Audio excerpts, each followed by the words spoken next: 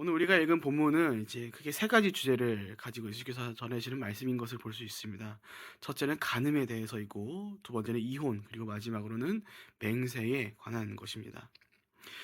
특별히 그 안에는 우리가 잘 알고 있는 말씀 한 구절이 등장하죠. 아주 섬뜩한 내용의 말씀입니다. 바로 내 오른쪽 눈이 죄를 지으면 뽑으라. 또 그 손이 죄를 짓게 하면 손을 자르라. 참고로 이 말씀은 실제로 그렇게 해라라는 것이 아니라 그만큼 중요성을 띠고 있는 중요한 말씀이다라는 걸 나타내기 위해서 예수님께서 더해가신 과장법입니다. 하지만 그럼에도 불구하고 우리가 이 말씀을 통해서 잊지 말아야 할 것은 그렇게 예수님께서 과장법을 사용하면서까지 전하실 만큼 이 간음에 대한 것, 그리고 다가오는 이 이혼과 맹세, 다가오는 그 모든 말씀들이 성도된 삶을 살아가는 것에 있어서 정말 얼마나 중요한지를 우리가 잘 기억해야 할 필요가 있다는 것이죠. 그래서 오늘 우리는 이 주제들 하나씩 깊이 좀 함께 나눠가 볼까 합니다. 먼저 간음에 대한 것입니다. 간음하지 말라라는 말씀은 이제 출애굽기와 신명기를 시작하여 말씀 가운데 기록되어 있는 것을 볼 수 있는데 율법의 대표적인 것이죠. 바로 십계명 가운데 기록되어 있는 것 중 하나입니다.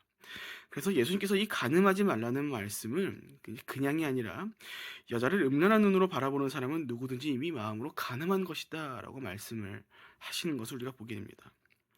그래서 우리는 보통 이 말씀을 1차적으로는 어떻게 이해합니까? 특별히 교회 가운데 머물고 있는 형제들에게 이 말씀처럼 그렇게 음란한 눈으로, 음흉한 눈으로 여인을 바라보면 안 된다 라고 우리가 말씀을 들어오곤 했습니다. 물론 틀리지 않습니다. 그런데 오늘 우리는 이 해당 본문의 정말 깊은 의미를 깨닫기 위해서는 조금 필요한 것이 있다는 것입니다. 바로 당시 유대 사회와 율법에 대한 이해이죠. 율법에 해당하는 간음은 단순히 음란한 행위가 아니라 결혼한 사람이 배우자가 아닌 다른 상대와 이뤄가는 모든 음행을 뜻하는 것이었습니다.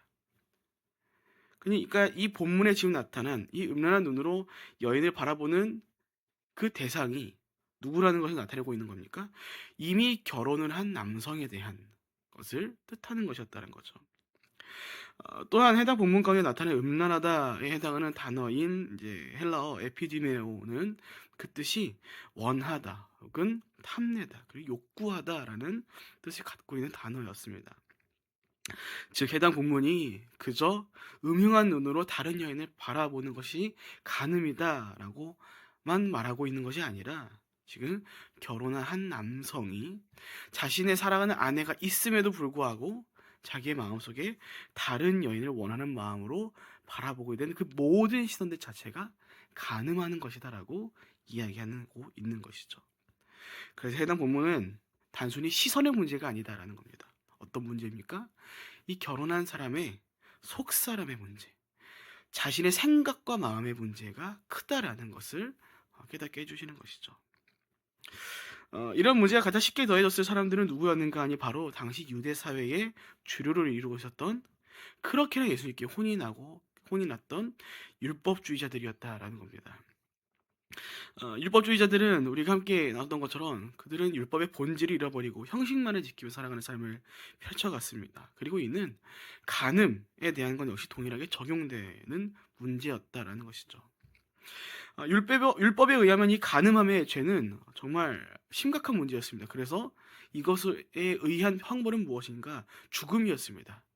그러니까 간음함의 죄를 짓게 되면 죽음을 면치 못하도록 되어 있었죠. 그런데 무엇이 문제였습니까? 이 간음함의 죄를 제대로 된 판결을 하기 위해서는 증거가 있어야 했으며 또 동시에 율법의 원칙에 따라 두세 사람의 증인이 있었어야만 했던 것입니다. 그 말은 지금 이 간음이라는 것이 뭐만 없으면 괜찮다는 겁니까? 결과만 없으면은 딱히 문제되지 않는 일로 이해되고 그렇게 삼을 수 있었다는 겁니다. 본 사람만 없으면, 증거만 없으면. 그러니 이 형식으로만 율법을 지켜가는 사람들이 어떻게 살아가겠습니까? 아내를 두고 사랑하는 아내가 있음에도 불구하고 그 아내를 바라보는 것이 아니라 자신의 욕구와 욕망을 따라 다른 여인을 바라보는 마음을 살아가는 것은 크게 문제될 만한 일이 아니었다는 겁니다. 왜 나는 잘 열심히 살아가고 있으니까. 아내랑 살고 있을 뿐이지 내 마음이 이 사람을 바라보든 특별히 큰 문제가 되지 않는다. 내가 사고 친 건 아니지 아니야. 그리고 이런 마음은 결코 율법의 본질이 사랑을 담고 있지 않기에 하나님께서 창세기 2장 가운데 말씀하신 하나님께서 결정하심으로 끊어질 수 없는 그 관계로 형성된 결혼의 관계 속에서 이 아내가 아닌 다른 여인을 향하여 잘못된 마음을 품고 있는 것 자체가 가늠함이다라는 것을 예수께서 우리 가운데 또 그때에 함께 모인 자들 가운데 전해주시는 것이었죠.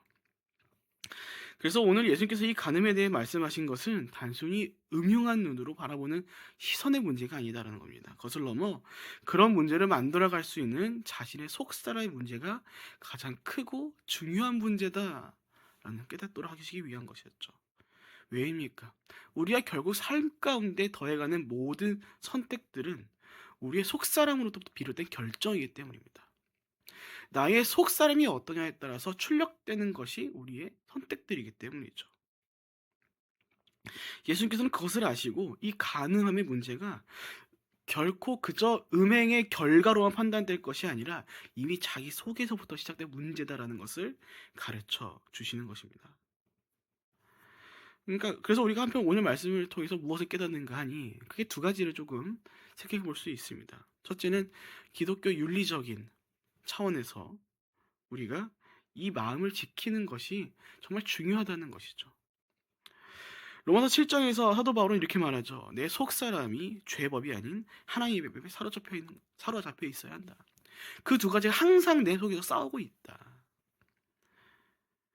그러니까 그래서 오늘 바울슨까지 등장한 이 간음에 의해서 등장한 이혼에 대한 건 역시 앞서 말씀드린 동일한 맥락 가운데 있는 그렇게 볼 수 있는 이야기는 겁니다. 민수기 24장 1절에 의하면 율법에 의해서 타당히 이혼할 수 있는 사유는 남편이 아내로부터 수치스러운 일을 발견하였을 때만 이혼 증서를 쓸 수 있었다고 했습니다. 근데 예수께서 뭐라고 말씀하십니까? 본문 32절 단순히 이혼 증서를 써주는 것만이 아니라 아내가 음행한 경우를 제외하고서는 이혼할 수 없다. 그것은 가늠하는 일이다. 라고 말하시고 또 누구든지 그렇게 이혼한 여자와 다시 결혼한 사람도 가늠하는 것이다라고 말씀하시죠. 아내가 음행하지 않고 이혼하는 경우는 다양하게 설명될 수 있겠지만 결국 그 이혼의 본질은 동일한 것일 것입니다. 바로 아내를 더 이상 사랑하지 않기 때문이죠. 나의 마음이 다른 것에 향해 있기 때문입니다. 실제로 당시 율법주의자들 가운데는 어떠한 방법으로 아내들을 이렇게 내치는 일들이 일어났냐면은 사소한 것들로 트집을 잡았다고 합니다. 네. 그것을 수치스럽게 여기고 그것을 증거로 내밀어서 정당하게 이혼을 하게 만든 것이죠. 그런데 문제는 무엇입니까? 당시 유대 사회에서는 여성이라는 존재는 경제권이 없는 사회적 약자였습니다. 즉 남편이 없이 살아가기 힘든 사회의 현실이었다는 것이죠. 그런 현실 속에서 함께 사랑해서 사랑한 아내를 음행을 제외한 모종의 사유로 쉽게 내친다는 것은 남자로 하여금 사회적 약자를 이렇게 궁지로 몰고 가는 그 삶을 비참하게 만드는 사지로 몰고 가는 선택이었다라는 것이죠. 그리고 그런 선택을 이어간 이유는 결국 무엇입니까? 자신의 마음 속에서부터 이게 올바른 사랑을 위한 마음이 아니라 다른 것을 사랑하는 마음이 더해지고 그것이 점점 커져갔기 때문에 끝내 그런 선택을 했다라는 것이죠.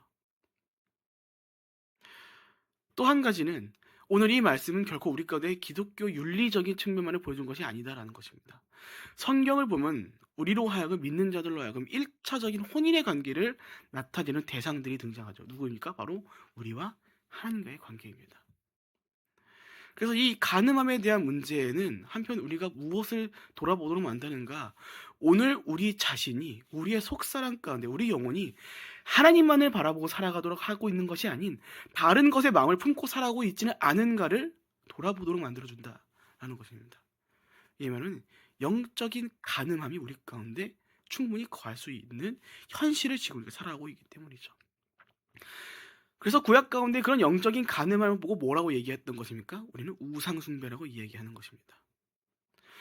이스라엘의 역사를 돌아봤을 때 하나님께서는 그렇게나 가장 중요하게 여겼던 것 중 하나가 무엇이었습니까? 나 외에 다른 신을 섬기지 말라. 너에게 신은 하나뿐이다. 그 모든 것들은 우상이다. 내가 너희를 이집트에서 그렇게 인도해 왔다. 너희의 한참 전에 그 모든 조상들에게 나와 함께 있었고 그 조상 통하여도 내가 너희의 역사를 이뤄갔다. 오늘도 너희와 함께하고 있을 거고 다가온 모든 날들까지 함께하고 있을 터인데 그 상관에 내가 너희를 지켜갈 것이고 너희 삶을 책임져 갈 것이다. 그러니까 너희는 무엇하라고요? 나만을 섬겨라. 나 외에 다른 선민신을 섬기지 말라. 결혼 관계로 얘기하면 그런 거죠. 사랑하는 나의 신부야. 너 다른 남자 두면 안 된다. 당연한 것이죠. 그런데 그 이스라엘 역사 가운데 그들은 어떤 것들을 이뤄갑니까? 하나님만을 살아가는 것이 아니라 때로는 하나님을 버리고 우상을 섬기는 삶을 살아가고 또 때로는 하나님과 함께 우상을 섬기는 삶을 살아갔었습니다. 마치 누가 같습니까? 오늘 이 가늠한 율법을 이용하여 내 사랑하는 아내가 있음에도 불구하고 다른 여인에게 마음을 그 정욕된 마음을 품는 것. 또 나의 마음이 더 이상 이 원래의 아내를 사랑하지 않기에 이 아내를 버리고 다른 여인에게 가는 것이 타당하도 주장하고 있는 율법을 이용하여 자신의 정당성을 요구하는 율법주의자들과 다를 게 없다는 것이죠. 그래서 여러분 우리 오늘 우리의 마음을 좀 잘 돌아보아야 합니다. 오늘 나는 하나님과의 그 혼인의 관계 가운데 머물면서 정말 하나님만을 바라보고 하나님 한 분만을 섬기고 살아가는가 아니면은 말은 그렇게 하지만 여전히 세상 속으로 살아가면서 나의 마음이 다른 것을 향해서 그것을 욕구하는 마음을 품고 살아가고 있지는 않은가. 나는 오늘 영적인 간음을 이루고 살아가고 있지는 않은가 돌아보아야 한다는 것입니다. 그래서 오늘 말씀은 단순히 기독교적 윤리로만 얘기할 수 있는 것이 아니다는 겁니다. 각자의 영혼의 상태를 돌아보도록 하는 중요한 말씀이다 라는 것입니다. 여러분 오늘 저와 여러분은 어떻습니까? 우리의 마음은 어떻습니까? 우리 속사람 지금 어떻습니까? 세상의 수많은 것들은 오늘도 우리를 유혹해 갈 것입니다. 왜입니까? 그들의 목적 하나입니다. 우리로부터 하나님을 멀리하도록 하기 위해서. 그래서 우리 눈앞에 다양한 아름다운 것들로 우리의 욕구와 욕망이 채워질 수 있도록 해주는 것처럼 보이는 것들을 자꾸만 우리 눈앞에 펼쳐가 보이게 합니다. 그래서 유혹하는 것이죠. 자꾸만 우리의 마음이 하나님으로부터 멀어지도록 그리고 끝내 그 하나님을 버리고 자신들을 선택해 가도록 그것이 타당하였다고 그것이 올바랐다고 그런 마음을 품고 끝내 하나님이 아닌 다른 여인에게 나의 삶을 맡기도록 하기 위해서 끊임없이 유혹해 간다는 것이죠. 그래서 여러분 오늘 우리가 기도해야 할 것은 무엇입니까? 주님 오늘 우리의 생각과 마음을 지켜주십시오. 우리가 세상에 다가오는 수많은 유혹들 앞에서 그것이 결코 우리의 삶을 책임져 줄 수 없다는 것을 깨닫고 우리가 하나님 한 분만 함께 동행하며 살아갈 수 있는 오직 주님과 함께하는 주와 함께 동행하는 삶을 살아갈 수 있도록 우리를 인도하여 주시고 우리가 기도해야 하는 것이죠. 우리가 그 길에서 벗어나기 시작했었을 때 우리는 점점 어떤 일들을 경험합니까? 세상에서 다양한 기쁨들 누리긴 할 겁니다. 정말 달콤할 것입니다. 아름다울 겁니다. 그래서 그것이 점점 내 영혼을 갉아먹고 끝내 나를 그 어두운 곳으로 되돌릴 수 없는 길로 우리를 돌아오게 하는 것을 발견하게 될 겁니다.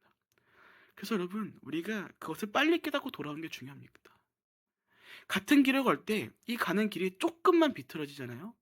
앞에 조금 가는 거는 금방 돌아올 수 있습니다. 근데 여기에 단점은 무엇입니까? 이 길이 삐뚤어졌다라는 사실을 알기가 좀 쉽지 않습니다. 하지만 그 점점 길을 가면 갈수록 우리가 어떤 걸 깨닫습니까? 반대되는 걸 깨닫죠. 이 길이 잘못되었다는 걸 깨닫습니까? 그런데 문제는 돌아보니 내가 너무 멀리 왔다는 것도 함께 깨닫게 되는 것이죠. 그때 되면 너무나 힘든 겁니다. 돌아와까지 너무나 오랜 시간이 걸리고 너무나 힘든 시간들을 경험해야 하는 겁니다. 그래서 우리가 각자의 마음을 돌아보고 마음과 생각을 지키는 기도를 우리가 계속해서 더해가야 하는 것이죠. 오늘 내가 하나님과 함께 동행할 수 있도록 정말 아름다워 보일 겁니다. 쉬운 길처럼 보일 겁니다. 하지만 그 길을 갔었을 때 우리는 결코 하나님이 기뻐하는 삶이 아니라 세상이 기뻐하는 세상과 다를 것 없는 입은 고백하고 있지만 그와 다른 삶을 펼쳐가게 될 것이라는 것이죠. 이제 예수님께서 세 번째 주제를 우리 가운데 보여주십니다. 맹세에 대한 것이죠. 예수님께서는 맹세에 대해서 하지 말라고 아예 완전히 금해 버리십니다. 왜냐하면 그때에 수많은 사람들이 하나님을 자신의 맹세를 위해 그 이름을 사용해 갖고 동시에 자신들의 헛된 맹세를 위해 그 말씀들을 편법을 통해서 거짓 맹세를 이뤄왔기 때문입니다. 맹세라는 것은 어떤 약속 혹은 진실을 구할 때 씁니다. 그런 상황 가운데서 하나님의 이름을 가지고 맹세한다. 이는 곧 자신의 삶을 위해서 하나님을 이용한 것이나 마찬가지라는 것이죠. 그래서 예수님께서는 그들이 거짓 맹세를 하기 위해 사용했던 그 모든 것들을 차단해 버리시니까 땅에도 하늘에도 예루살렘 그 모든 것이 하나님께 속하였음을 말씀하시면서 너희가 대답할 거는 예할 건 예이고 아니할 것은 아니할 것뿐이다라고 말씀하신 것이죠. 그래서 우리가 이 세 가지 주제를 다 좀 살펴보았는데 간음이 아닌 다른 사유를 이혼하는 것, 또 자신의 삶을 위해 하나님 이름을 맹세하고 거짓 맹세하는 것들, 이 모든 것들이 결국 한 가지 동일한 문제를 가지고 있다는 것을 우리가 기억해낼 수 있습니다. 바로 각자의 변질된 속사람으로부터 망가진 자신의 생각과 마음으로부터 그 모든 것들이 이뤄져 갔다라는 것을 우리가 발견하게 되는 것입니다. 말씀에 의하면 하나님께서 더해주신 율법이라는 것은 단순한 법이 아니라 거룩한 하나님의 나라를 살아가는 백성된 모든 자들이 이뤄갈 그들의 삶의 실제 그 자체였습니다. 그런데 언젠가부터 율법주의자는 그 율법을 가지고 우리가 함께 나눠보도록 어떻게 살아갔습니까? 타인을 정죄하기 위한 도구로 사용했고 또 자신의 삶의 욕구와 욕망과 이득을 위한 것들을 위해 사용해 갔으며 그것을 통해 자신이 잘못된 것이 아니라 내가 정당하다는 것을 나타내도록 하기 위해 그 율법을 사용해 갔다는 것입니다. 그런데 결국 그 모든 것들이 어디서 출발했다는 것을 우리가 발견하게 됩니까?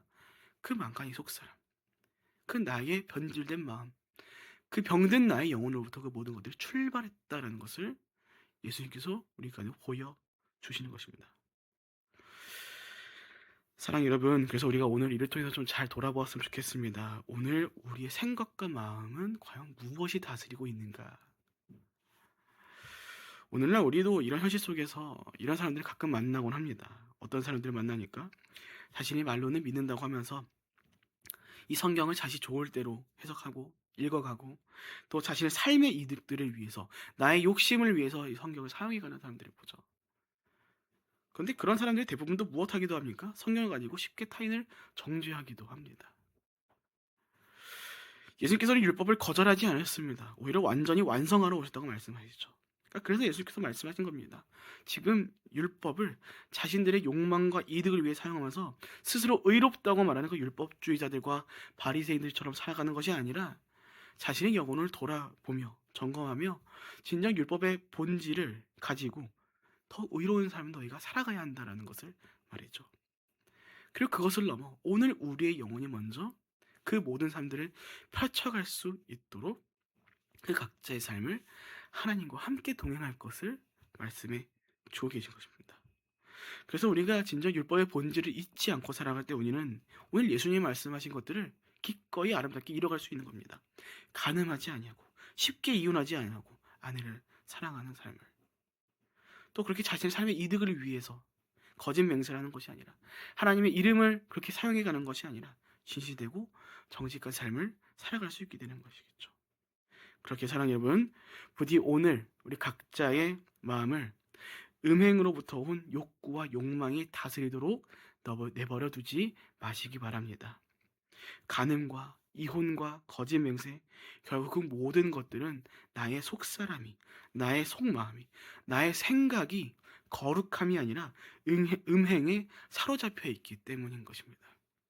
우리는 거룩할 때, 그 거룩에 사로잡혀 있을 때 우리는 자연스럽게 하나님 사랑과 이웃 사랑을 잃어갑니다. 또 하나님을 사랑할 때 우리는 결코 쉽게 맹세하지 않게 됩니다. 또 이웃을 사랑할 때 특별히 우리가 사랑하는 사람들을 나의 아내와 나의 사랑하는 그 가족들을 그 쉽게 이혼하거나 그 다른 사람들을 사랑하는 간음을 잃어가지 않을 거라는 것이죠. 결국 우리의 속사람을 무엇이 오늘 다스리는가의 문제로 인하여 우리는 오늘 온전한 그 말씀의 본질을 따라 사랑을 누리고 전하는 삶을 살아갈 것인가 아니면 그와 반대되는 삶을 살아갈 것인가 결정된다라는 것입니다. 그렇게 사랑하는 여러분, 부디 오늘 말씀을 기억하시며 자신의 욕망과 음란을 부추기는 음행함으로 살아가는 것이 아니라 우리 2026년 표와 같이 성령 하나님과 함께 동행하시며 살아가시는 저 여러분이 되시기를 축복드립니다.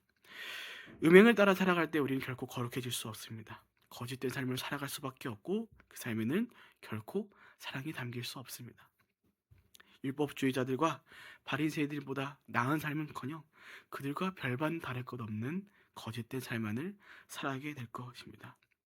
물론 그것이 주는 기쁨은 정말로 크고 아름다워 보일 것입니다. 하지만 그 달콤함과 아름다움은 끝내 우리를 스올로 하나님과 멀어지는 길로 우리를 인도할 것이라는 것입니다.